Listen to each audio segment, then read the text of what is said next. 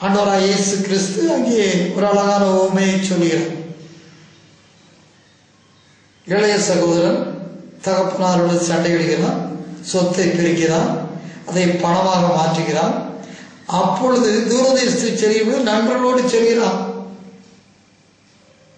நண்பர்களோடு சேர்ந்து சகலவிதமான தீய பழக்கங்களுக்கு உள்ளாக செல்கிறான். பணம், அவன் கையில் இருந்த பணமானது முடிவாகின்ற பொழுது நண்பர்கள் அவனை விட்டு சென்று விடுகிறார்கள். இது உலகத்திலே இயற்கையாக நண்பர் என்று சொல்லக்கூடிய மக்கள் மத்தியிலே நடக்கிற ஒரு காரியம். ஆனால் உயிருக்கு உயிரான நண்பர்களும் இருக்கிறார்கள். யோபு என்ற ஒரு பெரிய பக்தன் இருந்தார். நாம் அறிவோம், வேதத்திலே யோபுடைய வரலாறு சொல்லப்பட்டிருக்கிறது. பெரிய பணக்காரர், பேர் பெற்றவர், 10 குழந்தைகள் உள்ள ஒரு தகப்பன். ஆனாலும் அவன் தினம் தெய்வத்தை வழிபடுகிற ஒரு மகன், ஒரு நீதிமான், கடவுளுக்கு பயந்த ஒரு மனிதன். அவனை தேவன் காத்து வந்த பொழுது சாத்தான் எருகனும் ஒரு சவால் விடுகிறான். நீர் பாதுகாக்கிறேன், அதனால் வணங்குகிறான். அவனை தொட்டு பாரும், அவன் வணங்குகிறானா என்று. ஆனால் யோபுவின் மீது நம்பிக்கை கொண்டு சாத்தானுக்கு இறைவன் உத்தரவு கொடுக்கிறார். ஆனால் உயிரை மட்டும் ஒன்றும் செய்து விடாது. அவ்விதமாக அவன் ஈடுபடுகிறான்.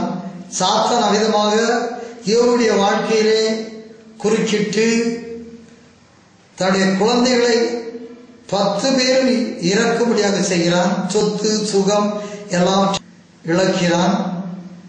அது போதாது என்று தன்னுடைய உடலிலே வியாதியை பற்களால் நிறைந்தவனாய் தெருவிலே வந்து புழுதியை வாரி போட்டுக் கொண்டு இருக்கிறான். மனைவி கூட சொல்கிறார், இன்னுமா ஆண்டவரை வணங்குகிறீர், தூசித்து ஜீவனை விடும் என்று. அப்பொழுது யோபுடைய நண்பர்கள் 3 பேர், நெருங்கிய நண்பர்கள் 3 பேர் இருந்தார்கள். அவர்கள் கேள்விப்படுகிறார்கள் யோபுடைய நிலைமையை குறித்து. அவர்கள் வருகிறார்கள்.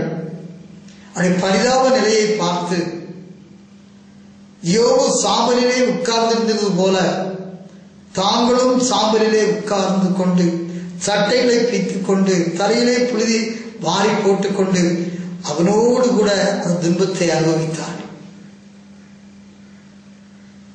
7 நாட்கள். ஆனாலும் அந்த நண்பர்கள் மத்தியில் ஒரு சந்தேகம் வந்தது. இப்படி ஒரு மனிதன் சோதிக்கப்படுவான் என்றால் அவன் இறைவனுக்கு விரோதமாக ஏதோ தவறு செய்திருக்கிறார், அதனால் தான் இறைவன் தண்டிக்கிறார் என்ற ஒரு பேச்சு, அங்கே ஒரு சம்பாஷணை நடக்கிறது யோபுவுக்கும் அவனுடைய நண்பர்களுக்கும். யோபு அப்படி அல்ல என்று மறைக்கிறான். இருப்பினும் அவர்கள் அதிகமாக விதமாகத்தான் இருக்கக்கூடும் என்று பேசினார். யோபுடைய நண்பர்கள் துன்பத்திலே பங்கு பெற்றாலும் அவருடைய துன்பத்துக்கு காரணம் யோபு பாவம் செய்தபடியினால்தான் என்ற ஒரு எண்ணத்தை உருவாக்க நினைக்கிறார்கள். அதை யோபு மறுக்கிறார். இறைவனும் அங்கே அவருடைய நண்பர்களை கழிந்து கொள்கிறார்.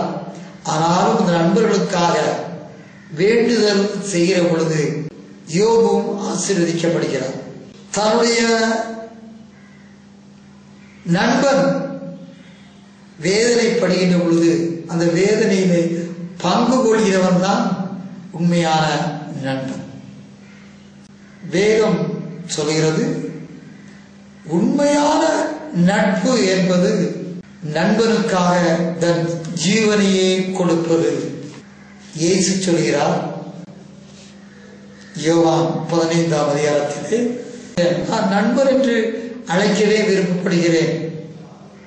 இனி எனக்கு நீங்கள் வேலைக்காரர்கள். நண்பன் வேலைக்காரர் எஜமானுடைய ரகசியங்களை அனைத்தையும் அறியாதவன்.